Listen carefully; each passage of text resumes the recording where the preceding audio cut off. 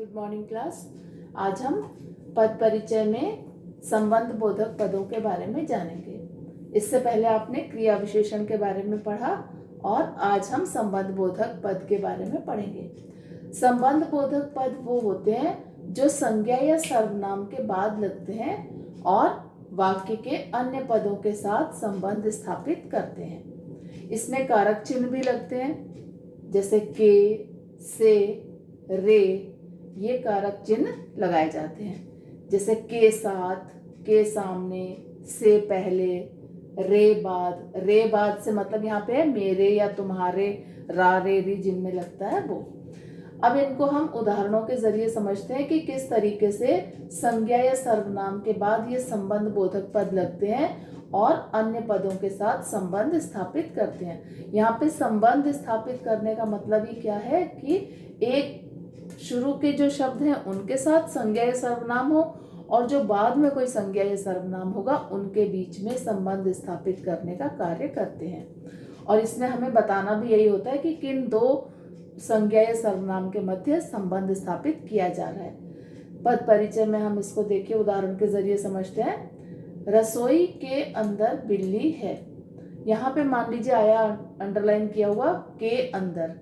अब यहाँ पे इससे संबंध बोधक पद से पहले क्या है, एक संज्ञा शब्द है रसोई और बाद में भी एक संज्ञा शब्द है बिल्ली। तो दो संज्ञा पदों को जोड़ने का कार्य कर रहा है, दोनों के मध्य संबंध बताने का कार्य कर रहा है के अंदर शब्द के द्वारा। तो ये क्या है, संबंध बोधक है।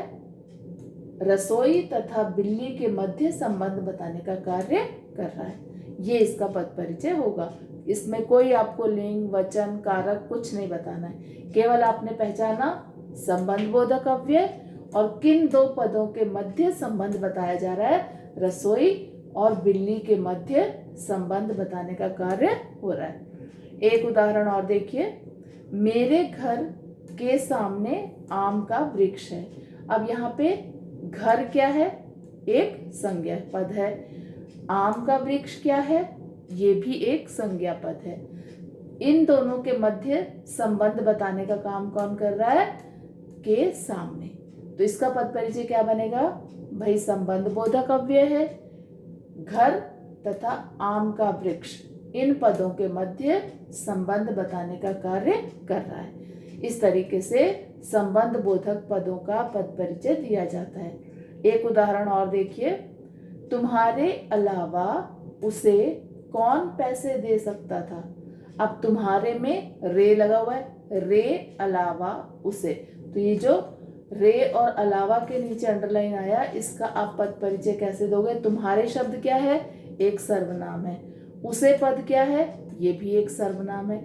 तो यहाँ पे संबंध किन के बीच में दिख रहा है, दो सर्वनाम पदों के बीच में। तो इसका पद परिचय हम बनाएंगे, संबंध बोधक है।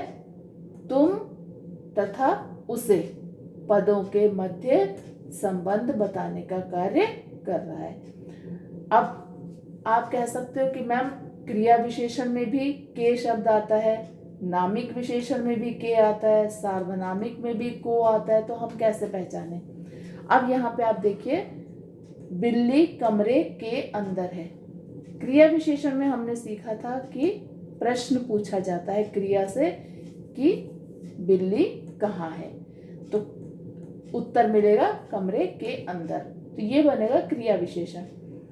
बच्चे पेड़ के ऊपर चढ़ गए हैं। अब यहाँ पे कोई संज्ञा पद नहीं आ रहा है, बच्चे पेड़ के ऊपर चढ़ गए हैं, जबकि यहाँ पे संबंध बोधक में क्या था, दोनों तरफ संज्ञा या सर्वनाम आ रहे थे। घर, आम, रसोई, बिल्ली, तुम्हारे, उसे, कमरे और इसके बाद में कुछ नहीं है।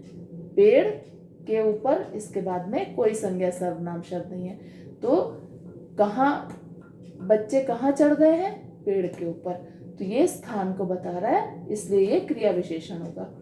इसी तरीके से आलू की कचौरी स्वादिष्ट है, ये नामिक विशेषण है। आपको नामिक विशेषण में बताया था मैंने कि जहाँ पे भी संज्ञा शब्द जो है वो किसी चीज की विशेषता बताने का कार्य करेगा तो वो नामिक विशेषण बन जाएगा। जैसे कचौरी किसकी है, आलू की, कागज की नाव, नाव किसकी है? कागज की। या फिर इसमें हम कह सकते हैं गाजर का हलवा, हलवा किसका है? गाजर का। तो ये सारे का के की जो लग रहे हैं वो नामिक विशेषण में आ जाएंगे। इसी तरीके से उस आदमी को बुलाओ, ये सार्वनामिक विशेषण हुआ। जब सार्वनामिक विशेषण होता है तो किसी भी सर्वनाम के बाद कोई संज्ञा प्रयुक्त होती है, तो वहां पे सार्वनामिक विशेषण हो जाता है। तो बिल्कुल अलग अलग पहचान है सबकी, आपने बहुत ध्यान से देखना है और अपने पद को जो भी उसमें पूछा गया है उसको आपने पहचानना है। संबंध बोधक की पहचान भी बहुत सरल होती है, बस आपको ये ध्यान रखना है कि जो भी संबंध बोधक पद आया है उसके पहले और उसके बाद दोनों तरफ या तो संज्ञा पद होगा या फिर सर्वनाम पद होगा। ठीक है, ये इसकी पहचान है। तो इस तरीके से हमने संबंध बोधक पद को पहचानना सीखा, और प्रैक्टिस के लिए आप लोग अपनी बुक में दिए गए एग्जाम्पल की भी सहायता ले सकते हैं। ओके, नेक्स्ट वीडियो में हम लोग समुच्चय बोधक के बारे में पढ़ेंगे। Thank you.